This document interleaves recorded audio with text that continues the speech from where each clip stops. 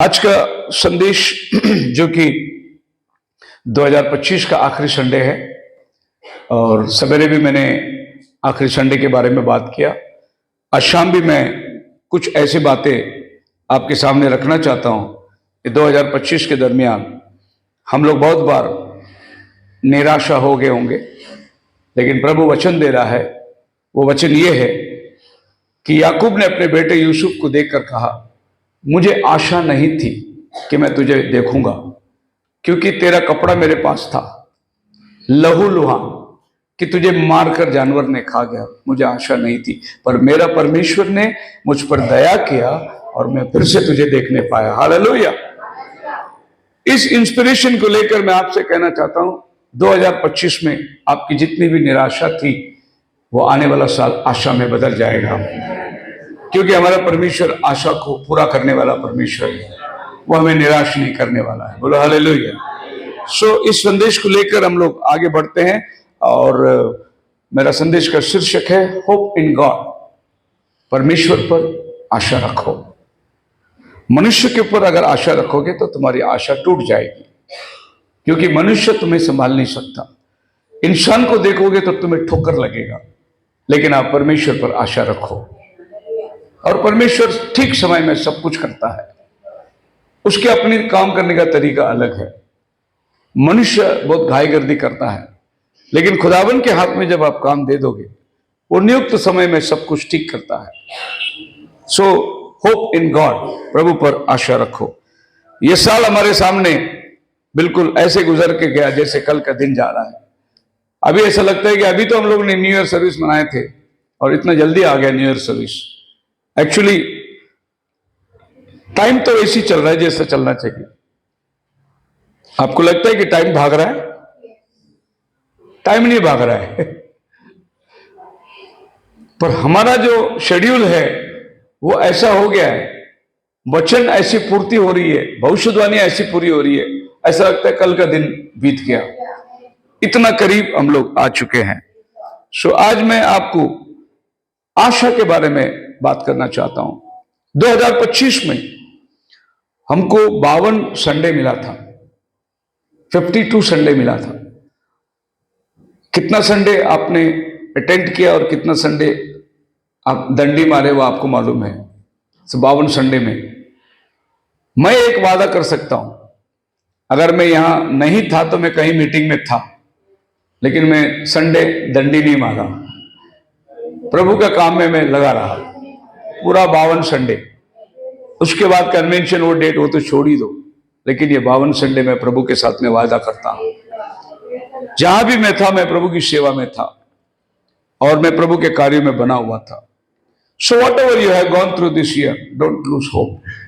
इस साल में आपका नुकसान हो गया होगा, आप बहुत बीमार पड़े होंगे, आपकी नौकरी चली गई होगी, आपका धंधे में नुकसान पड़ा होगा और आपके घर में बहुत सारे प्रॉब्लम्स आए होंगे, फैमिली मैटर्स होंगे, बहुत बहुत कुछ। जब हम समस्या को लेंगे तो हम समस्या से भरे हुए हैं। सर के बाल से पैर के नखून तक समस्या है। और man is full of mistakes करके नबी कहता है। मिस्टेक के मतलब एक विश्वासी मिस्टेक कर सकता है, वो पाप नहीं कर सकता। ये वादा हमारे साथ है। मिस्टेक होती रहेगी, आपसे होगी, मुझसे होगी, सबसे होगी, क्योंकि मनुष्य गलतियों से भरा हुआ है। लेकिन हम पाप नहीं कर सकते। पाप का मतलब है हम वचन को उल्लंघन नहीं कर सकते। गलतियां होगी, ताड़ना पड़ेगी, हमें फिर से प्रभु वचन में लेकर आएगा, हम क्षमा मांगेंगे, खड़े हो जाएंगे, हम वचन का उल्लंघन नहीं करेंगे। क्योंकि मूल पाप क्या है? वचन को तोड़ना, यही मूल पाप है। नबी कहता है सिगरेट पीना, दारू पीना, व्यभिचार, ये सब पाप के लक्षण हैं। क्योंकि आप विश्वास नहीं करते, इसलिए आप ये काम कर रहे हैं। लेकिन अगर आप विश्वास करते हैं तो ये काम आपके पास नहीं आएगा। मूल पाप क्या है? The original sin, breaking of the word. वचन का टूटना, यही मूल पाप है। हवा ने फल खाया वो बाद में, पहले उसने वचन तोड़ा। आदम ने फल खाया वो बाद में, पहले उसने वचन तोड़ा। क्योंकि परमेश्वर का वचन था तो मत खाना, वो खाने के लिए हाथ बढ़ाया, बाद में खाया हो क्योंकि अविश्वास उसके मन में आ गया था। तो बाइबल कहती है वचन को सबसे प्राधान्य समय। Indeed the year is about to end but your life is not. साल खत्म हो रहा है, हम तो है ना जिंदा। ईयर खत्म हो रही है, नया साल आ रहा है, पर हम तो जीवित है। आशा टूटी, लेकिन साल जो है एक नया और हमारे पास है। इस साल के अंदर बहुत सी बार हमारे साथ में गिरावट हुई, लोग निराश हुए, हमारे जीवन से लोगों को ठोकर लगी, लोगों के जीवन से हमें ठोकर लगी। बहुत सारे उथल पुथल हमारे जीवन के अंदर हो चुकी, बहुत सारे शब्दों में हमने बहुत लोगों को ठेस पहुंचाया। ये सब हुई है, पर हमें फिर एक बार आशा रखते हैं नए साल के ऊपर कि प्रभु उन सारी बातों को फिर से रिस्टोर करेगा। इसके उदाहरण के लिए मैं जोना की किताब में 2:7 में जोना की प्रेयर को देखो क्या है। Jonah said when I had lost all hope, Jonah कहता है जब मैं सारी आशा खो दिया, सारी आशा खत्म हो गई।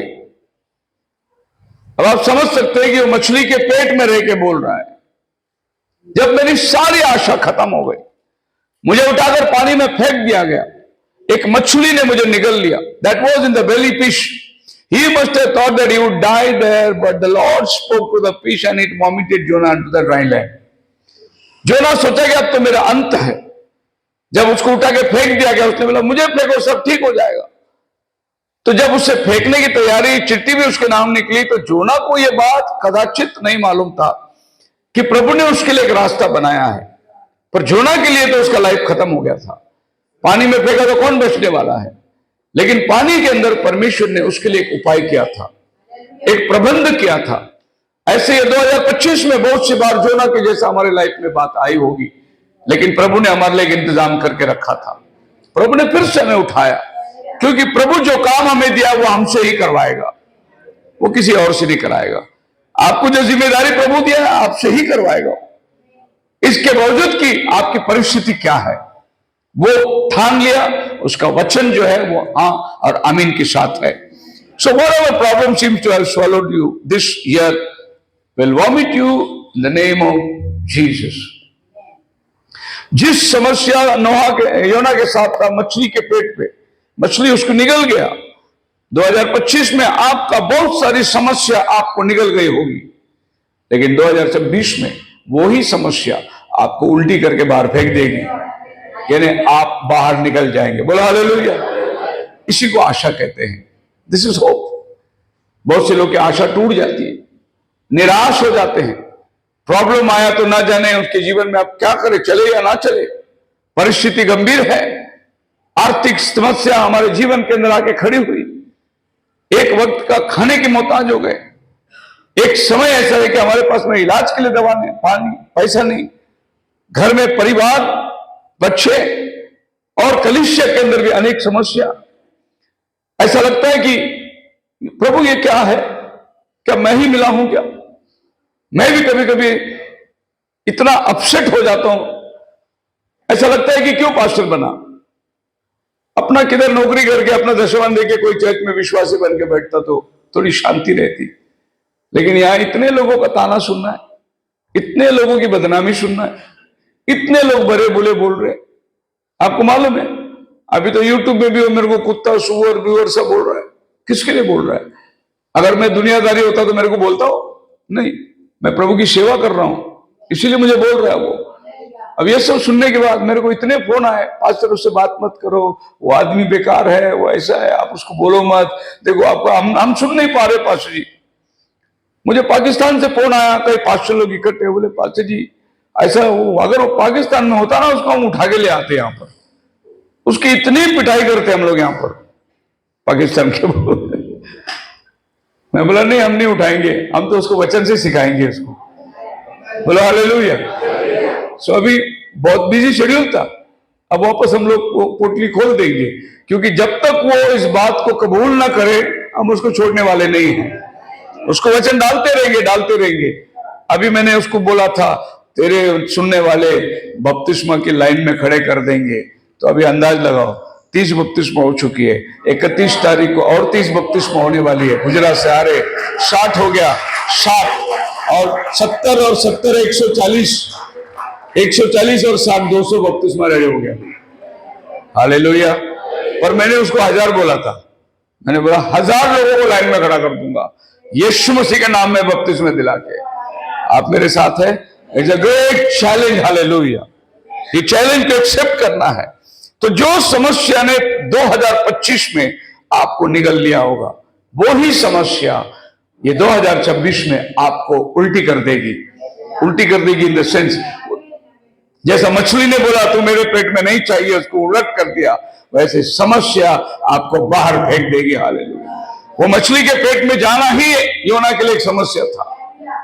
मछली के पेट में 3 दिन रहकर वो प्रार्थना कर रहा है, रिपेंट कर रहा है, वो पश्चाताप कर रहा है। वो प्रभु अगर एक बार मौका दे तो मैं जाऊंगा उधर। हालेलुया। अब मछली के पेट में आप सोचिए कैसे हालात में वो रहा होगा। 3 दिन वो मछली उसको ऑक्सीजन भी दे रहा है, 3 दिन फास्टिंग प्रेयर में वो बैठा है। आसपास में मछली के पेट में क्या गंध है, लेकिन योना को प्रभु ने उसके अंदर एक कमरा तैयार करके रखा है। क्या कोई आदमी जीवित रह सकता है? हाँ, मैं भी आया हुआ समस्या के अंदर जीवित नहीं रह सकता था। मैंने भी सोचा कि ये मेरा आखिरी होगा, लेकिन प्रभु जैसा योना को मछली के पेट में संभाला, वैसा हमें भी प्रभु ने कोरोना में संभाला, अनेक आफतों में संभाला, अनेक बार जानलेवा बीमारियां प्रभु ने उसमें से रक्षा करी। तो ये 2026 को आपके साथ एक नया वादा है। द फिश वॉमिटेड जोना, आपकी सारी समस्या आपको बाहर फेंक देगी। आप समस्या से बाहर निकलेंगे। दुनिया के लिए आफत है, मैं दुनिया की बात नहीं कर रहा हूं, लेकिन नबी ने आखिरी संदेश शालोम में कहा, मैं ब्राइड के लिए शांति बोल रहा हूं। दुनिया के लिए आफत है, दुनिया के लिए जजमेंट है, और ये बात आप भी सुन लीजिए, दुनिया के लिए जजमेंट है, लेकिन उसके दुल्हन के लिए शालोम है। हालेलुया। क्योंकि आपकी रक्षा करने वाला प्रभु आपके साथ है। हालेलुया। वो पल भर भी आपको नहीं छोड़ने वाला है। उसकी दृष्टि आप पर लगी हुई है, उसके कान आपके विनतियों की ओर लगी हुई है। बस बने रहो, डट के रहो, किसी भी हालात से पीछे हटने वाले लोग नहीं है। बोलो हालेलुया। अगर कोई संदेश के अलावा कोई अगर हमें छोड़कर जाता है, हम उसके पीछे नहीं जाएंगे, क्योंकि समस्या बहुत है, कमजोरियां बहुत है, कमी घटियां बहुत है। आप ये बात का दावा करो कि संदेश में, और ये संदेश में गलत थी इसलिए हमने आपको छोड़ दिया, ये बात का दावा करो। आप कलीसिया जोड़ दिए, कलीसिया से बाहर जाएंगे, कोई और कारण हो जाओ, कोई बात नहीं, लेकिन संदेश पर आप दोष नहीं लगा सकते, क्योंकि हमने संदेश को कभी आगे पीछे किया ही नहीं। जो संदेश जैसा है वैसे के वैसे संदेश देते आए, किसी के इन्फ्लुएंस में नहीं गए, किसी एक ऐसे सिद्धांत को लेकर हमने उसको डट कर ये नहीं बनाया। नबी का जो ख्याल था, उस ख्याल को लेकर वचन के साथ में मेल खिलाकर, जो प्रभु इन दिनों के अंदर हमें मार्गदर्शन कर रहा है, हम उसी को पकड़ के चल रहे हैं। बोले हालेलुया। अभी भाई अमरनाथ के अंदर एक पास्टर थे, और अपने एंड टाइम के पास्टर ही है, उनके उद्धार का दिनों में हमारे साथी थे, लेकिन अभी वो अलग से चर्च चला रहे, कभी आते नहीं, जाते नहीं, कभी मिलते नहीं, ऐसे एक चर्च चल रहा है।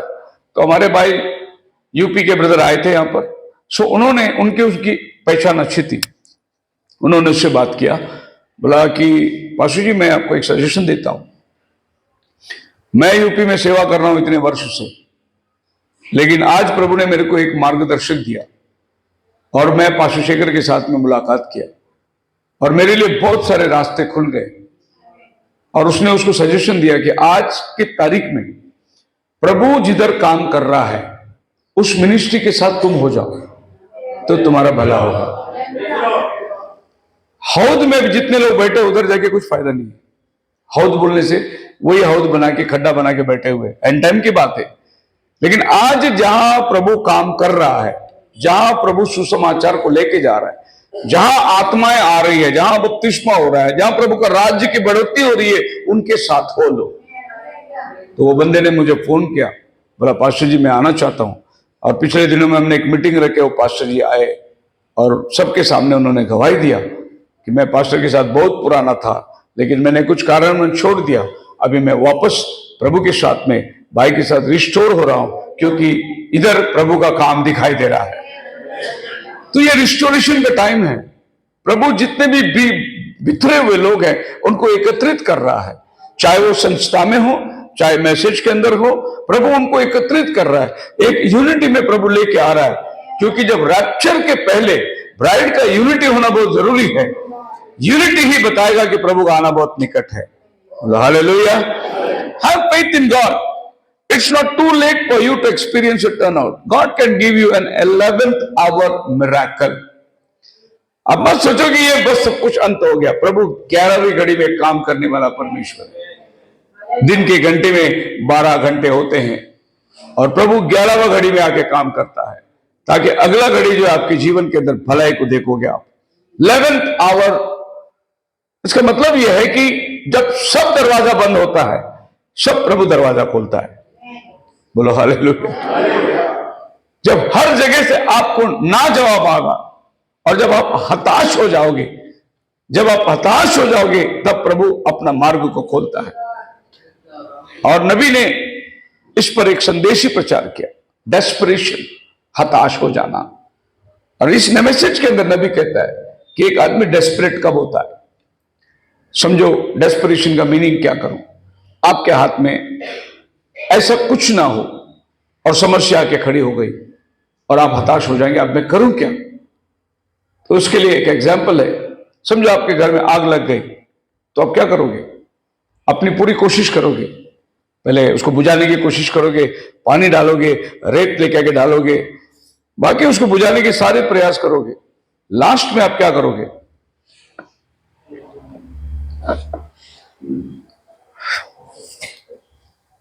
क्या हुआ?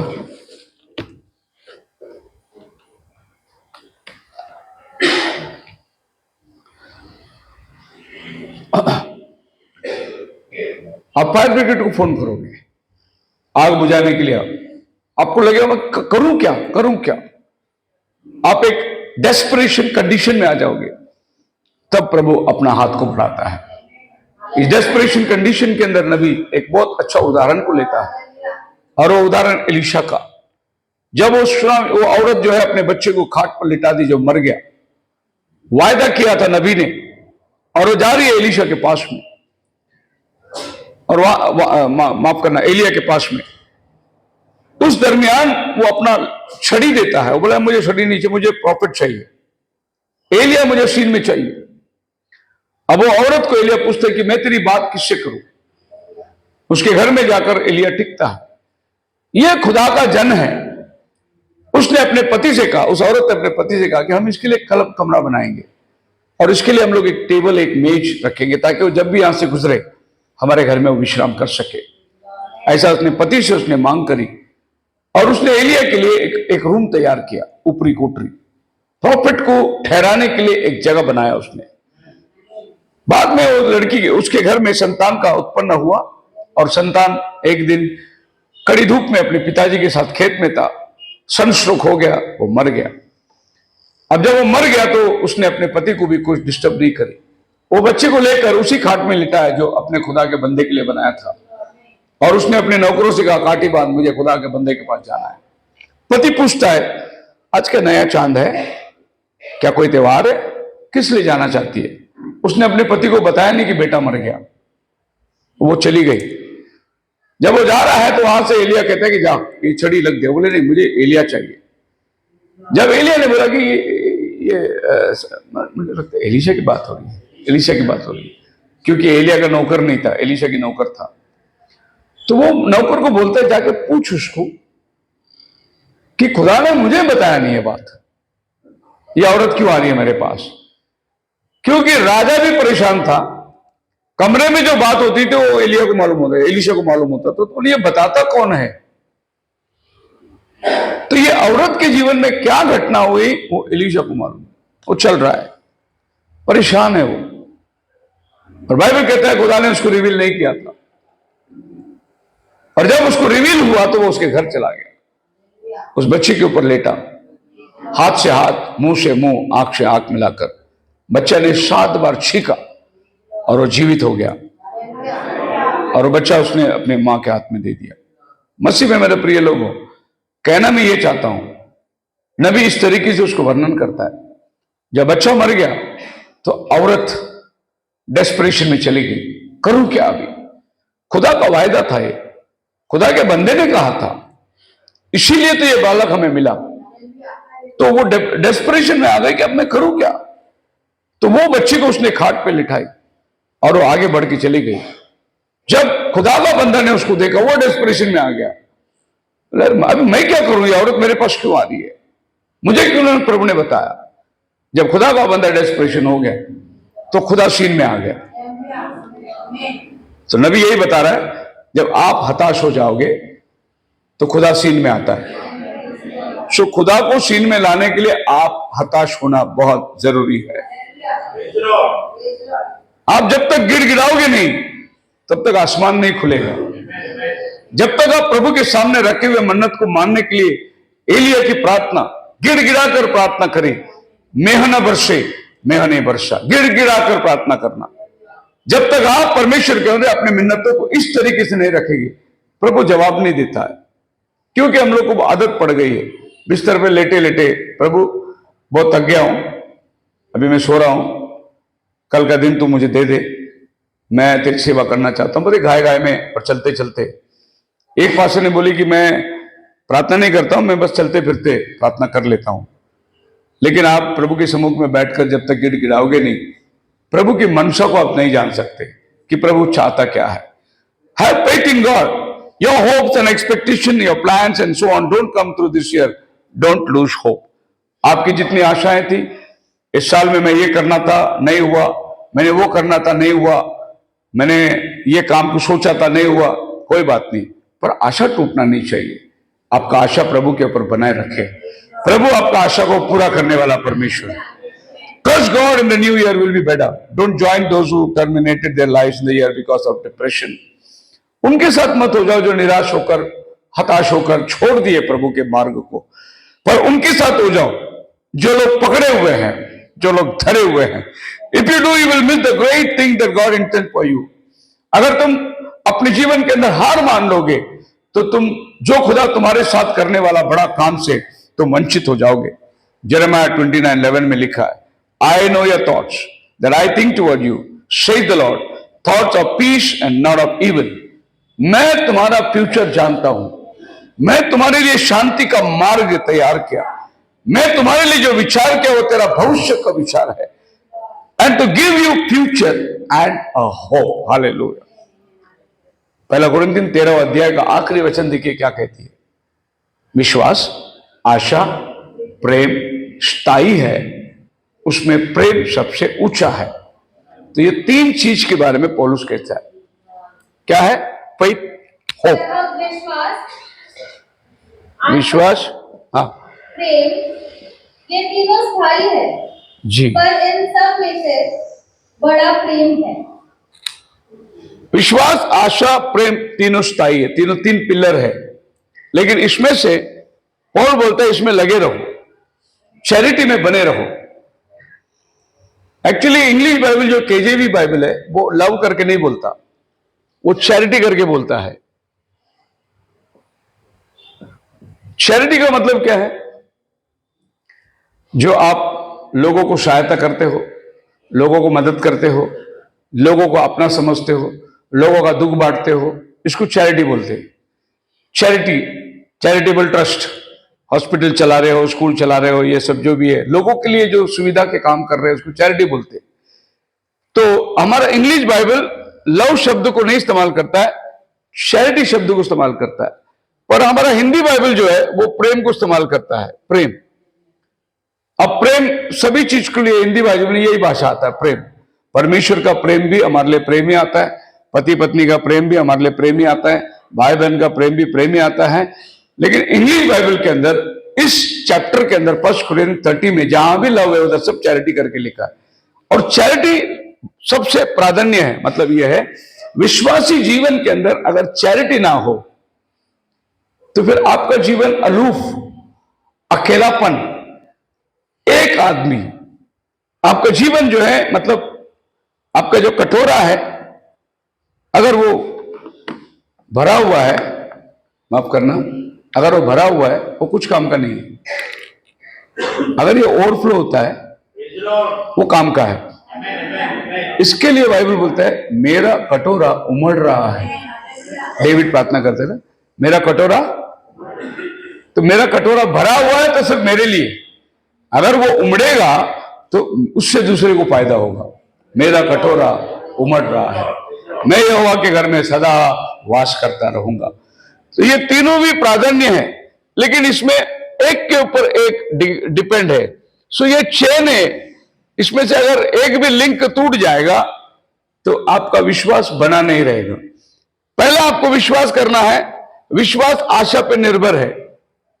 क्या विश्वास करते? प्रभु यीशु मसीह मेरे लिए मारा गया, गाड़ा गया, तीसरा दिन जी उठा, वो मुझे लेने के लिए आने वाला है, मेरा विश्वास है। लेकिन मेरा आशा नहीं होगा तो मेरा विश्वास मजबूत नहीं होगा। मेरी आशा है वो आएगा, मैं जाने वाला हूं। और ये दोनों मेरे पास रहने के बाद अगर मैं सोचूंगा कि मैं ही आकड़पन हूं, मैं अकेला हूं, मैं ही बड़ापन हूं, तो ये दोनों कुछ काम कर रही है। ये दोनों आपके जीवन में कार्य करने के लिए ऑटोमेटिकली आपका जीवन झुक जाता है। आत्मा के फलों से आप भर जाते हैं। आत्मा का फल प्रेम, धीरज, भक्ति, भाईचारे की प्रीति, ये सब आत्मा के फल है। और ये सब चैरिटी के अंदर इंक्लूड किया जाता है। और बाइबल कहती है 10 आज्ञा एक आज्ञा में पूरा होता है, तू अपने पड़ोसी से अपने समान प्रेम कर। वो एक आज्ञा में पूरा 10 आज्ञा पूरा हो जाता है। अगर आप अपने पड़ोसी से प्रेम करोगे तो आप उसके घर का लालच नहीं करोगे, आप उससे प्रेम करोगे तो उसके घर का चोरी नहीं करोगे, आप अगर प्रेम करोगे तो आप पड़ोसी का मर्डर नहीं करोगे। मतलब यह है कि अगर प्रेम आ गया तो सारा कमांडमेंट उसके अंदर आ जाता है। इसको बोलते हैं 11th कमांडमेंट। मैं तुम्हें एक नई आज्ञा देता हूं, है नहीं? तो पहला आज्ञा क्या है? तू अपने परमेश्वर से संपूर्ण मन से प्रेम करना, ये प्रभु ने दिया हुआ आज्ञा। लेकिन यीशु मसीह बोलता है मैं तुम्हें 11वां आज्ञा देता हूं, अपने पड़ोसी से अपने समान प्रेम रखना। अगर ये प्रेम तुम्हारे अंदर नहीं होगा, परमेश्वर से संपूर्ण प्रेम करने का ये पहला आज्ञा है जो प्रभु ने पुराना नियम में दिया था। लेकिन नया नियम में प्रभु ने उस आज्ञा को और भी तेज कर दिया। खाली तेरा प्रेम परमेश्वर के साथ ना रहे, परंतु अपने पड़ोसी को अपने समान प्रेम कर। यानी आपका कटोरा उमड़ना चाहिए, आपका कटोरा भरा रहना चाहिए। बोलो हालेलुया। मैं एक ब्रदर को जानता हूं, बहुत अच्छा भाई है, अभी मालूम नहीं वो कहां पर है, लेकिन जब मेरी मिनिस्ट्री की जो आरंभ के जो दिन थे उस टाइम पे प्रभु ने उस भाई को अपने जीवन में लाया था। अपनी सेवकाई में काफी टाइम था वो, बहुत अच्छा भाई है। तो उस टाइम पे हम लोग जस्ट सेवा में उतरे ही थे। एक छोटा सा भाड़े का घर में मैं रहता था, 600 रुपये भाड़ा था। और उन दिनों के अंदर मुझे जो दशवन मिलती थी वो खाली 2000 रुपये मिलती थी। 2000 में 600 रुपये भाड़ा, बाकी का 1400 में मेरा मिनिस्ट्री को संभालना है, घर का राशन पानी भी संभालना है। जमाना भी सस्ते का ही था वो, ये मैं आज से 30 साल पहले की बात कर रहा हूं। तो अचानक वो ब्रदर आ जाते थे घर पे, तो उसके हाथ में 1-2 किलो अंगूर और सेब, दोपहर के टाइम पे 2 बजे कड़ी धूप में डुम्बोली से आते थे वो। तो मैं बोला आप बेटा बैठो, क्या बात है, आप इतना धूप में कहाँ आ रहे? नहीं, मैं गया था फल लेने के लिए। और जब मैं फल ले रहा था तो मेरे 2 बेटे, जेरी का उनका उम्र सेम है, तो मैं फल लेने के टाइम प्रभु ने मेरे से बात किया, तेरे पास फल लेने के लिए पैसा है, वो मेरा बंदा वो तो काम नहीं करता, उसका बेटा को कहां से फल लेगा। ये प्रभु ने मेरे मन में डाला। उसने 2 किलो अलग से लिया, पहला मेरे घर में आया, मेरे को देता है, फिर वो जाता है अपने बच्चे को लेने के लिए। तो बोला मैं मेरे पास्टर का बच्चे को भूखा रख के मेरे बच्चे को नहीं खिला सकता, मेरे को लगता है मेरा पास्टर का बच्चा पहला खाना चाहिए। अच्छा सोचे, इसको बोलते हैं कटोरा उमड़ रहा है। अगर मेरा ही बच्चा, मेरा परिवार, मैं और सब कुछ मैं ही रहेगा तो आपका कटोरा उमड़ नहीं रहा है। आप मेरी बात को समझ पाते होंगे। विश्वासी जीवन यही है कि हम लोग एक में की सहायता करके एक में के साथ में खड़े रह सके, यही विश्वासी जीवन है। एक दिन दोपहर के टाइम पे वो आया चर्च छूटने के बाद, और हम लोग पहले आगे निकल गए थे। तो उसने क्या देखा, हम लोग नीचे ये ऐसी वाली चटाई डाल के जेरी सोया हुआ था। हमने दरवाजा खोला और चटाई देखा, उसने बोले गादी नहीं है आपके पास? मैं बोला नहीं है गादी, लेंगे? बोला अच्छा। गया वो 4 घंटे में उसने उल्लासनगर में जाके बहुत बड़ा गद्दा बना के लेके आया, उठा के अकेले रिक्शा पे लेके आया और लेके आके डाला। बोला मेरा बच्चा गादी में सोता है और मेरा पास्टर का बच्चा जमीन में सोता है, ये मैं देख नहीं सकता, मैं घर में जाके सो नहीं सकता मेरे घर में। मैंने पहला गादी लेके आया। वो गादी कम से कम 25 साल चला। हालेलुया। जब वो गादी नीचे डाल के मैं सोता था तो एक ब्रदर आया, बोला अरे पास्टर के घर पे पलंग नहीं है, और वो उसका कारपेंटर का शॉप था। उसने जाकर मेरे को इतना बढ़िया पलंग बनाया। आज 30 साल हो गया, वो पलंग अभी भी मेरे घर पे है। और उस दिन जो उसने वो पलंग बना के दिया था, बोला जेरी को नीचे नहीं सुलाना है, वही पलंग में आज भी जेरी सोता है। बहुत प्योर टीक वुड का बना के दिया उसने। तो मैं ये सब विश्वासी लोगों के जीवन देखने के टाइम इतना समाधान और तसल्ली होता था कि प्रभु, अगर कोई है नहीं देखने वाला, पूछने वाला, लेकिन आप तो सब देखते ही है। मुंह में लाता भी नहीं था मैं कभी, प्रभु मेरे को गरज पूरा करके देता। मैंने कभी अपने होठों में लाकर बोला नहीं प्रभु मेरे को ये चाहिए, प्रभु लाके देता था। हालेलुया। आप मेरे साथ हैं? प्रभु महान है। हालेलुया। एक बार मैं प्रचार किया, प्रचार करते करते एक सिस्टर थी, और मैंने उस सिस्टर को थोड़ा सा पहनती थी दुनियावी, लेकिन विश्वासी थी, और हर पगार में वो मेरे को घर पे राशन भरती थी, चावल दाल चीनी तेल वगैरह ऐसा थोड़ा बहुत। एक थैला भर के सामान हर 10 तारीख को मेरे घर में आता था। एक दिन मैंने प्रचार करते करते बोल दिया कि सिस्टर लोग ऐसा रहना है, सिस्टर लोग ऐसा रहना है, ऐसा रहना है। वो महीना उसने राशन बंद कर दिया, और राशन नहीं लाई वो 10 तारीख को। हम भी सोच के बोले बाप रे, राशन नहीं लाए, अब कैसे चलेगा। मैं आपको बता रहा हूं, मैं कहां से उठा वो बता रहा हूं। एक एक वक्त का अनाज के लिए हम लोग इंतजार करते थे, प्रभु कहीं ना कहीं से लाके देता था। ऐसे हम लोग हमारे मिनिस्ट्री की शुरुआत के दिन बिताए थे हम लोग। तो वो बंदा राशन नहीं दिया 10 तारीख को, तो मैं और मिसेस बोले अब क्या करेगा, हम तो उस पर डिपेंड थे, वो राशन लाती थी। ऑफरिंग वगैरह कुछ नहीं मिलता था। एक कॉटेज प्रेयर में जाएगा तो 10 रुपए 20 रुपए ऑफरिंग देते थे लोग, इतना ही उस समय का कीमत थी। उस बुधवार को मेरे घर में कॉटेज प्रेयर मीटिंग था, और वहां पर एक मैंगलोर परिवार आया, और वो मैंगलोर परिवार ने बपतिस्मा लेने की तैयारी करी, और हमने फ्राइडे का दिन रखा बपतिस्मा, और मैंने उस माँ को बपतिस्मा दे दिया। मैंगलोर से आई थी, बपतिस्मा दे दिया। उसने अपने घर में गया, अपने बेटे को बोला हमारे गांव में जब ये बपतिस्मा लेते तो पास्टर के घर में 1 गुनी चावल दाल ये सब हम देते हमारे गांव में, तुम भी जाके पास्टर को देख के आओ। शाम को 1 गुनी चावल, बाप रे, दाल 5 किलो, दाल शक्कर, 6 महीने का राशन कम से कम शाम को मेरे घर में आ गए। और वो सिस्टर जो राशन बंद करी, वो देखी इतना कहां से आया, अरे देने वाला वो है। तुम क्या सोचते मैं ही देगा बंद करेगा तो पास्टर को सबक सिखाओगे? पास्टर को तुम सबक नहीं सिखा सकते, पास्टर को चलाने वाला प्रभु है। अगर कोई नहीं देगा तो कौवा रोटी लाके देगा, एलिया को उसने ऐसे ही खिलाया था। आप मेरे साथ हैं? आपका कटोरा उमड़ना चाहिए। ऐसी परिस्थिति के अंदर रहने के टाइम पे भी मेरा दिल बहुत बड़ा था। समस्या आई रात को, जेरी 1 साल का बच्चा, दूसरा एक पड़ोसी मेरा खास दोस्त साथ में काम करने वाला, आज भी वो अपनी गिटार बजाता है, अभी काफी टाइम हो गया इधर नहीं आया, आप लोग जानते हैं उसको। उसका बच्चा रात को रोने लगा, उसके पास दूध के लिए पैसे नहीं थे। वो रात को 2 बजे मेरे घर आके टूटा, मेरा बच्चा बहुत रो रहा है, दूध के लिए पैसे नहीं है। मैंने मेरे जेरी का दूध का डब्बा, पैरेक्स डब्बा ऐसे उठा के दे दिया उसको। जेरी भी उतना ही साल का था। मैं बोला जा तेरे बच्चे को तू कर ले, सवेरे मैं देख लूंगा, और मेरे दूध का डब्बा ऐसे उठा के दे दिया उसको। सवेरे मैं मेरे बच्चे को लेके गया, मेरे पिताजी के इधर छोड़ दिया। मैं बोला पिताजी मैं जा रहा हूं मीटिंग को, जेरी को थोड़ा संभालना। पिताजी के ऑर्डिनेंस फैक्ट्री में थे, उनके पास कैंटीन का कार्ड रहता था, और जेरी वो रोया तो पिताजी जाके कैंटीन में पैरेक्स दूध का डब्बा सब लेके आता था। अगर वो लेके आया तो समझो 15 दिन का खाना मिल गया मेरे को। और मैं जब जेरी को शाम को लेने जाता था तो डब्बा, दूध का डब्बा, पिताजी बोलते सब लेके रखा, लेके जाओ, सब लेके आता था घर पे।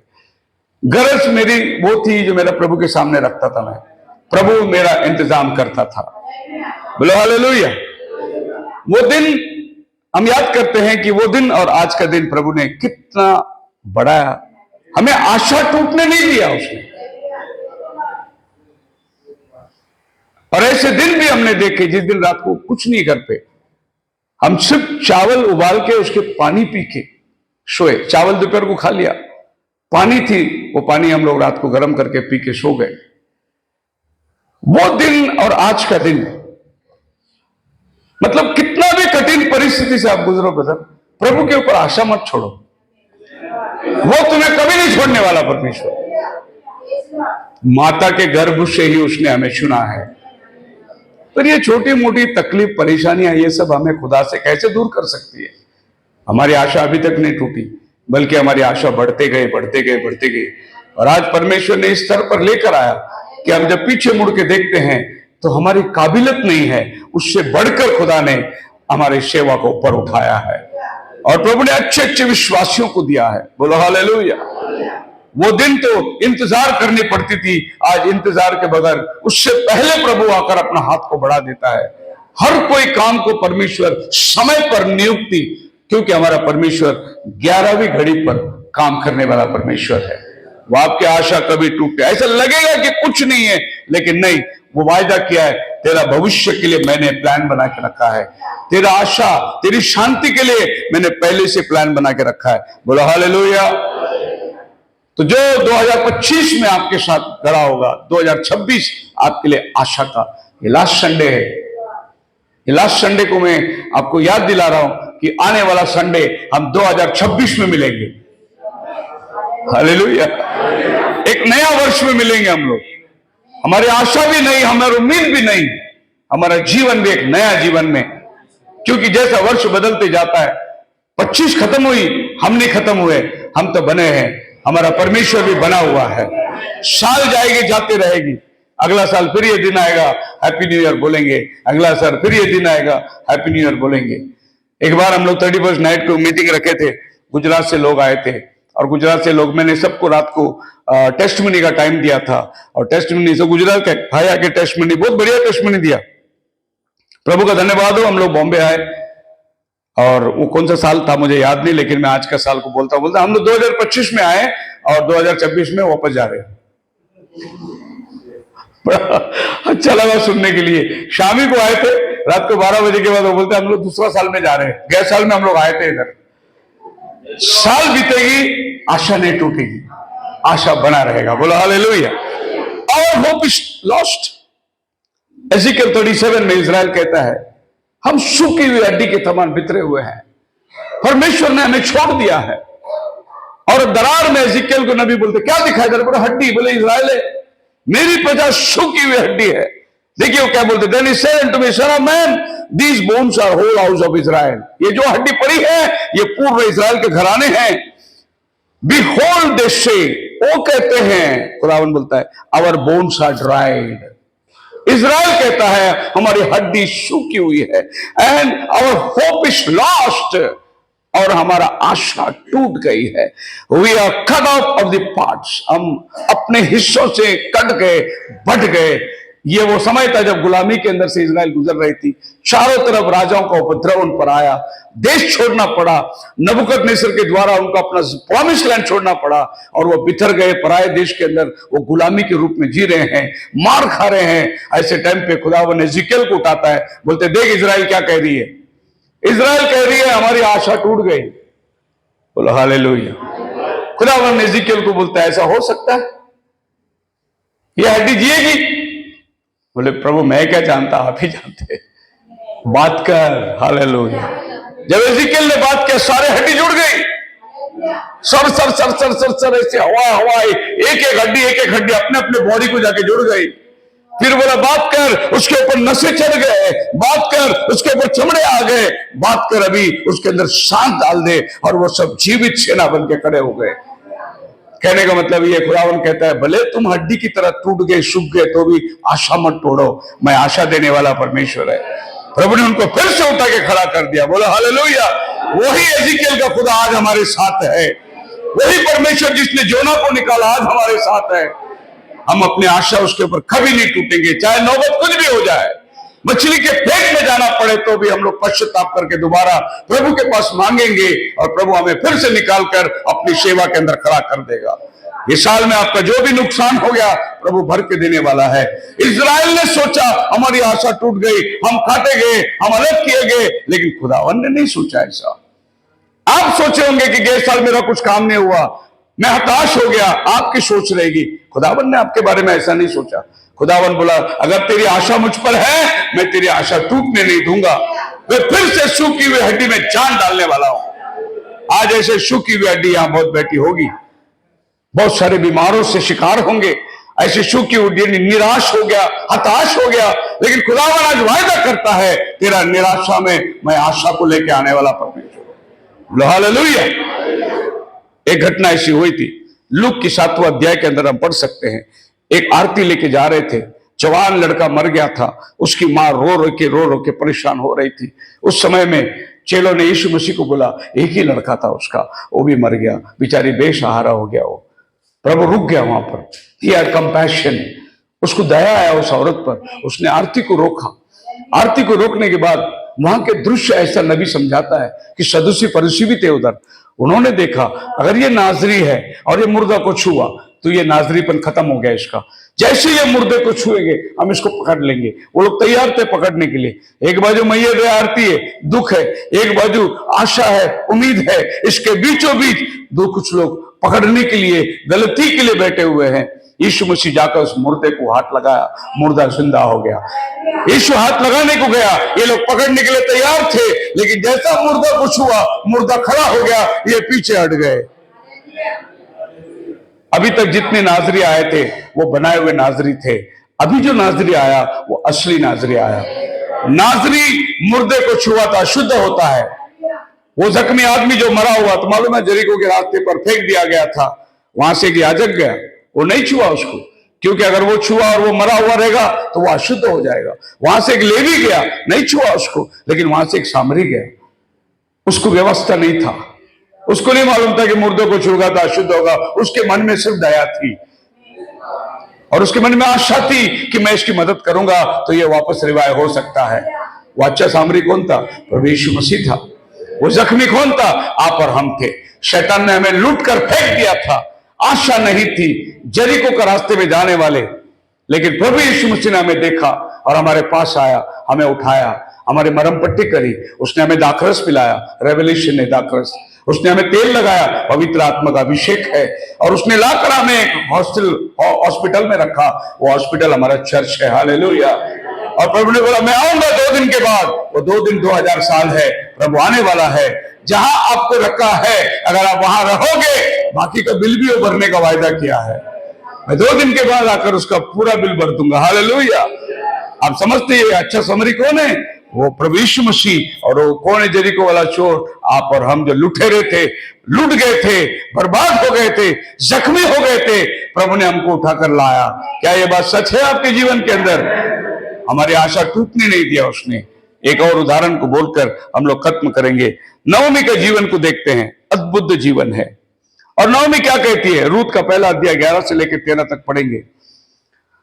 उनके पति मर गया, पति मरने के बाद उसका दोनों बेटे भी मर गए। दोनों बेटे मरने के बाद उसने अपने बहुओं से कहा कि तुम अपने अपने घर चले जाओ, क्योंकि अब मेरे पास कोई आशा है ही नहीं, अब मेरे पास कोई बच्चा है नहीं कि जो बड़ा होगा और तुम्हारे साथ में शादी करके दूं, और मैं भी अभी बूढ़ी हो गई, अब मैं दूसरी शादी करूं, संतान पैदा होगा, वो भी संभव नहीं। आशा टूट गई। अब तुम्हारे मेरे पास रहने का कोई आशा नहीं है। हमारा संदेश का शीर्षक है परमेश्वर आशा रखो। नवमी बोली मेरा कोई आशा नहीं, अब मैं जा रहा हूं, मेरा नाम मारा करके रख देना। मारा का मतलब बिटरनेस, नवमी का मतलब प्लेजेंट। मेरा जीवन खुशबूदार था, लेकिन परमेश्वर ने बेथलेहम छोड़ने के बाद मेरा जीवन को श्रापित कर दिया, कड़वा कर दिया। जब वो गई बेथलेहम में, कही मुझे अभी नवमी मत कहना, मुझे मारा कहना, क्योंकि मैं परमेश्वर का मारा हुआ है। वो सोची कि मेरी आशा टूट गई, अब खत्म हो गया, पति मर गया। अब देखिए वो मोआब में गए थे, मोआब से फिर बेथलेहम में जा रहे हैं। क्यों बेथलेहम छोड़ के मोआब में गए थे? मोआब आज हमारा संसार है। हम अगर ये संसार में चले जाएंगे तो हमारे साथ भी वही होगा जो नवमी के साथ हुआ। लेकिन ये सब पछतावा होने के बाद पता चला कि प्रभु आशीष दिया है बेथलेहम में, तो नवमी अपने बहू को लेके आ रही है। एक बहू उसके साथ आई, एक चली गई। अब ये 2 बहू, एक का नाम था ओरपा और दूसरा का नाम था रुत। अभी आप देखिए दोनों बहुओं को और नवमी। अब ओरपा जो है, लॉ के अनुसार पति मरने के बाद अपने घर चला जाना है, इसने लॉ को पालन किया। जो लॉ को पालन करता है वो है यहूदी लोग। लेकिन रुत ने बोला मैं तेरे साथ चलूंगी, जहां तू रहेगा वहां मैं रहूंगी, तेरा खुदा मेरा खुदा होगा। बोलो हालेलुया। तेरे लोग मेरे लोग होंगे। नओमी ने लॉ को नहीं पालन किया, वो लव को पालन किया। रूत ने सोचा कि नओमी बेचारी कहां जाएगी, विधवा, मैं उसको कैसे छोड़ सकता हूं, मेरा सास है। हालेलुया। अब टीवी वाला सास बहू देखोगे तो बहुत बुरा होगा। ये सास बहू को देखो, मैं तेरे घर में विधवा ही बन के रहूंगी लेकिन तेरा साथ नहीं छोड़ूंगी। उसका करार क्या है? तेरा खुदा मेरा खुदा होगा। पति मरने के बाद, ससुर मरने के बाद, लाचार होने के बाद खुदा के ऊपर आशा नहीं छोड़ी उसने। मैं तेरे साथ चलूंगी। नओमी बोलती है, अरे मेरे साथ आओ तो तुम्हें क्या मिलने वाला है? मैं छूछा हाथ हूं, घर जमीन जायदाद सब तो हम बेच के यहां आए, अब मैं जाऊंगा तो उधर कुछ भी नहीं है मेरे पास, मैं तुम्हें कुछ नहीं दे सकता। लेकिन रूत के पास एक आशा थी, जबरदस्त आशा। तेरा खुदा मेरा खुदा होगा, तेरे लोग मेरे लोग होंगे। क्या पता चला? बोआज के खेत में जाके वो काम करने लगी। बोआज ने रूत के ऊपर प्रेम दर्शाया और बोआज ने बोला, तू किसकी बेटी है? बोले, मैं नओमी की बहू हूं। सो बोआज ने नओमी को सारा कर्जा चुकाया, उसने उसका घर वापस लेके दिया, उसका खेत वापस लेके दिया, क्योंकि वचन में लॉ है कि अगर तेरा भाई छूछा हाथ हो जाए तो उसको रिस्टोर करके देना। तो इसने वचन को फॉलो किया और इसको लेके दे दिया। यहां एक शर्त रखा उसने, अगर कोई नओमी की मदद करना चाहता है तो आप कर सकते हैं, मैं करने जा रहा हूं। शर्त एक है। अब नओमी के और भी लोग थे, उसको छुड़ा सकते थे, लेकिन बोआज का शर्त यह था, मैं इसका कर्जा भी चुकाऊंगा और नओमी से मैं शादी भी करूंगा। ये नओमी के दूसरे रिश्तेदार नहीं कर सकते थे। वो बोले, हम छुड़ाएंगे लेकिन हम इसको रूत को शादी नहीं करेंगे। बोआज ने क्या बोला? मैं छुड़ाऊंगा भी और मैं शादी भी करूंगा। ये हमारा प्रभु यीशु मसीह है। उसने बोला, मैं इनका कर्जा माफ भी करूंगा और मैं इनको अपना दुल्हन भी बनाऊंगा। हालेलुया। तो हम लोग एक बहुत बड़े शादी में बैठने वाले हैं। ये अन्य जाति दुल्हन है, ये यहूदी कलीसिया है। ये लॉ को फॉलो किया, ये प्रेम को फॉलो किया। और आज आप मन में नओमी को आप प्रेम करते, और नओमी रूत से कहती है, कहां गई थी? इतना धान किसने दिया तुझे? बोले, मैं बोआज के खेत में गई थी। बोले, सही जगह तू गया, वो हमारा निकट कुटुंबी है। हालेलुया। आपको पूछेंगे, कहां जाते हो संगति के लिए? हम लोग जाते हैं उधर पास्टर शेखर के इधर। अरे वो तो ओनली जीसस वाला है, लेकिन आपको मालूम है वही हमारा रेडीमर है, वही हमारा छुटकारा देने वाला है। वो खाली ओनली जीसस को मानते हैं। आज ये ओनली बोआज तो है, बाकी तो सब धोखे देने वाले निकले। आज आप और हम ओनली जीसस के पास आ गए। बोलो हालेलुया। हमारी आशा और उम्मीद थी। मैं ये बार कन्वेंशन में जब भी मैं प्रचार करता हूं तो मैं थोड़ी एक्शन में बताता हूं, और एक्शन ये था, आज खलिहान में बोआज आकर सोने वाला है, जो कटनी हुई उसको फटकारने वाले हैं। और तू भी जा, आज रात को नहा ले, कपड़े बदल, सर पे तेल लगा, और जहां बोआज सोया है उसके पास तू जाकर लेट जाना, बाकी काम बोआज करेगा। हालेलुया। तो अब खेत में रात को सब मर्द लोग रहते हैं, औरत लोग नहीं जाते खेत में। अब सब मर्द लोग वहां काम कर रहे, खेती बाड़ी करने वाले, उनके बीच में बोआज भी है। और रूत कई जगह छिप के बैठी है। खाना खाने के बाद जब बोआज सोने को गया तो वो जा रही है, अब बोआज को ढूंढना है, तो उन सब मर्दों के पास से उसको जाना है। थोड़ी सी मैं वो दृश्य बताता हूं। वो गई, चादर उठा के देखी, मेथडिस्ट है। वो पार करते दूसरे के पास गई, चादर उठा के देखी, पेंटिकॉस्टल है। जब वो बोआज के पास चादर उठा के देखी, एंड टाइम मैसेज। यही तो मेरा है। हालेलुया। उसने चादर उड़ा लिया और बोआज ने देखा कि कौन मेरे पैरों तले, दुल्हन का जगह परमेश्वर के पैरों तले है, मरियम की जगह यीशु के पैरों तले था, और उसने उड़ा लिया। उड़ने के बाद बोआज ने उसको देखा, किस पर जाहिर मत कर, मैं तेरा छुड़ाने का काम करता हूं। इसका मतलब क्या है? विस्परिंग। आज खुदा अपने दुल्हन से विस्पर कर रहा है, साइलेंट में बात हो रही है। आप रैप्चर में जाने वाले हो, आपको प्रभु ने दुल्हन करके छुड़ाया है। हम बवाल नहीं कर रहे डिनोमिनेशन के बाद, हम ही जाने वाले, हम ही जाने वाले। वायदा हमको मिल चुका है और वो वायदे को लेकर हम जा रहे। नवमी कहती है अब तू रेस्ट कर, वो काम करेगा। आज दुल्हन क्या कर रही है? रेस्ट कर रही है। प्रभु काम कर रहा है, वो पूरा छुटकारे का विधि सब करके आएगा और रूत को लेके जाएगा। वहां जो बच्चा पैदा हुआ वो है दाऊद का बाप। उसके बाद दाऊद के बाद यूसुफ और उसके बाद यीशु। देखो, ये अन्य जाति लड़की के द्वारा यीशु मसीह धरती पे आया। आज ये धरती में अगर यीशु को जाहिर करना है तो वो रोमन कैथोलिक से नहीं होगा, वो मेथोडिस्ट से नहीं होगा। आप ही वो कर सकते हैं, क्योंकि आप ही वो दुल्हन है जिसमें से वो अपने आप को जाहिर करना चाहता है। बोलो हालेलुया। आप मेरे साथ हैं? सो मसीह में मेरे प्रिय लोगों, don't lose your hope in God. दशामी से भजन संहिता 43 में दाऊद कहता है, why are you cast down on my soul and why are you disquieted within me, hope in God for I shall yet praise him. क्यों तू खामोश हो गया? क्यों तू अपने आपे में खेदित हुआ? प्रभु का स्तुति कर, वो फिर से तेरी आशा को उठाएगा, वो टूटने नहीं दूंगा। Don't lose hope as this year ends, no matter how discouraging your experience has been, hope in God for the better 2026। God bless you. प्रार्थना में जाएंगे।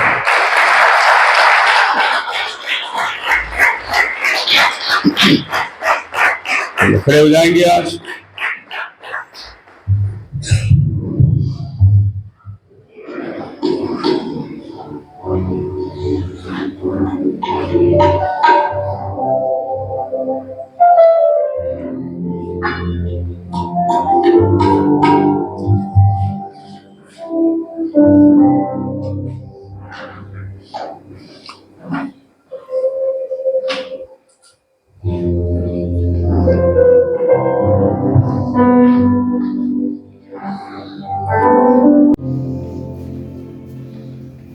यीशु नाम मिला, यीशु नाम मिला, मेरा जीवन संवर गया, मेरा जीवन संवर गया। यीशु नाम मिला, यीशु नाम मिला, मेरा जीवन संवर गया। मेरा जीवन संवर गया।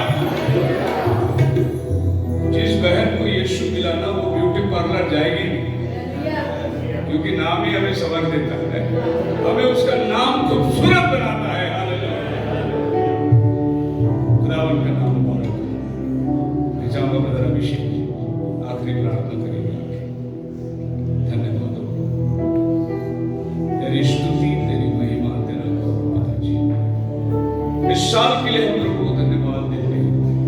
आने वाला साल में हमारी आशा को प्रभु बनाए रखेगा। आपकी जो भी आशा टूटी होगी 2025 में, प्रभु आने वाले दिनों में आपकी आशा को पूरा करेगा। उसका वायदा है और उसका वायदा कभी टूटता नहीं, वो अटल है। दुआ करते हैं। हमारे अच्छे स्वर्गीय पिता, हमारे यीशु राजा प्रभु, हम क्या ही बोले प्रभु यीशु राजा, क्योंकि तेरा प्यार प्रभु यीशु राजा अद्भुत और अनोखा है मेरे पिता, वर्णन से परे है मेरे पिता, शब्द बयां नहीं कर सकते। हम प्रभु यीशु राजा तेरे सामने आके प्रभु कितने आनंदित और आशीषित होते प्रभु। हम तेरा धन्यवाद करते मेरे पिता, तेरा धन्यवाद करते प्रभु तेरे प्यार के लिए मेरे पिता। ये प्यार ऐसा अनोखा प्यार प्रभु जिसने हमें छुपा लिया मेरे पिता। ओ मेरे पिता, जैसा भी स्पर्श रहा प्रभु जी, ओ मेरे पिता, तूने हमें छुपा के इस समय तक सुरक्षित लाया प्रभु। आज ये आखिरी सप्ताह तक प्रभु यीशु राजा बना के लेके आया। हम तेरा धन्यवाद करते हैं प्रभु। हमने बहुत सारे उतार और चढ़ाव देखे प्रभु। कितनी बार हम भली और घटी दोनों में रहे प्रभु, पर तूने प्रभु अपना साथ कभी नहीं छोड़ा मेरे पिता। तूने कभी अपना हाथ हमसे हटाया नहीं मेरे पिता। धन्यवाद मेरे पिता। हम ये कह सकते हैं, बड़े विश्वास से कह सकते हैं कि तेरी नजरें प्रभु हम पे से कभी नहीं हटी मेरे पिता। हमें प्रभु कैसा भी फील हुआ, पर प्रभु तू हमें थामे रहा प्रभु। हम तेरा धन्यवाद करते हैं प्रभु। ओ मेरे पिता प्रभु जी, हमने देखा प्रभु जी बड़े बड़े हादसे हुए 2025 में। ओ मेरे पिता, बहुत सारे लोग प्रभु जी इस दुनिया में अब नहीं रहे, और तूने हमें बना के रखा। मेरा वचन कहता है कि यू मेंटेन आवर कॉज। मेरे पिता, तू हमारा कॉज बना के रखता है। हम तेरा धन्यवाद करते हैं। आज मेरे पिता प्रभु हम तेरा धन्यवाद करते हैं प्रभु कि 2025 की बहुत सारी आंधियों में प्रभु जी बहुत सारे लोगों का विश्वास का पतन हो गया, बहुत सारे लोगों का विश्वास खत्म हो गया, उनकी आशा उम्मीद टूट गई, पर तूने हमारे विश्वास और आशा को हम तेरा धन्यवाद करते हैं प्रभु जी। तूने हमें बहने नहीं दिया, तूने हमें थामे रखा, एक स्थिर जगह दी, एक स्थिर वचन की जगह दी प्रभु। तूने हमें अच्छा भवन दिया प्रभु यीशु राजा, अच्छा पासबान दिया प्रभु यीशु राजा, और आत्मिक बनने से परिपूर्ण किया प्रभु। हम तेरा धन्यवाद करते हैं प्रभु। हम किसी भी डॉक्ट्रिन के बहकावे में नहीं आए प्रभु यीशु राजा। हम उस वचन उस रास्ते पे जो तूने हमारे लिए रखा चलने के लिए, हम उसमें चलते हुए पाए गए प्रभु। तेरा धन्यवाद करते हैं पिता। ओ मेरे यीशु राजा, हम तेरा धन्यवाद करते हैं इस आखिरी सप्ताह में प्रभु जी, इस लास्ट संडे में प्रभु तेरा धन्यवाद करते हैं प्रभु जी। हम अपने उपस्थित एक एक भाई बहन के लिए तेरा धन्यवाद करते हैं प्रभु। तूने इस कलीसिया में प्रभु प्यार उड़ेड़ा प्रभु यीशु राजा, और मेरे पिता हमने एक दूसरे को पाया प्रभु। हम तेरा धन्यवाद करते हैं। यही वो लोग हैं प्रभु यीशु राजा जो हम तेरे साथ प्रभु उस बादलों पे होंगे प्रभु। हम तेरा धन्यवाद करते हैं। ओ मेरे पिता, वचन कहता है कि if men would just praise the name of the Lord Jesus Christ, क्या ही भला हो कि मनुष्य प्रभु तेरी उपासना करे। आज हम तेरे सम्मुख को आके प्रभु तेरी उपासना करते हैं। हम इस आखिरी संडे की सभा को समाप्त करते हैं मेरे पिता। लोग अपने घर जाते हैं मेरे पिता। हम अब प्रभु यीशु राजा उस नव वर्ष के दिन तुझसे मिलेंगे प्रभु। यहाँ पर प्रभु तू सबके ऊपर अपनी सहायता अपने लहू के पाड़े में सबको तू उठा के रखना प्रभु। धन्यवाद और तेरे नाम का धन्यवाद करते हैं। फिर से हम तेरी भलाई के लिए, तेरी कृपा, तेरी करुणा के लिए प्रभु तेरी स्तुति करते हैं, तेरा धन्यवाद करते हैं। यीशु नाम का धन्यवाद करते हैं। इस प्रार्थना को सुनिए और कबूल करिए। आमीन। Hallelujah, hallelujah, hallelujah, hallelujah. Thank you Jesus, thank you Jesus, thank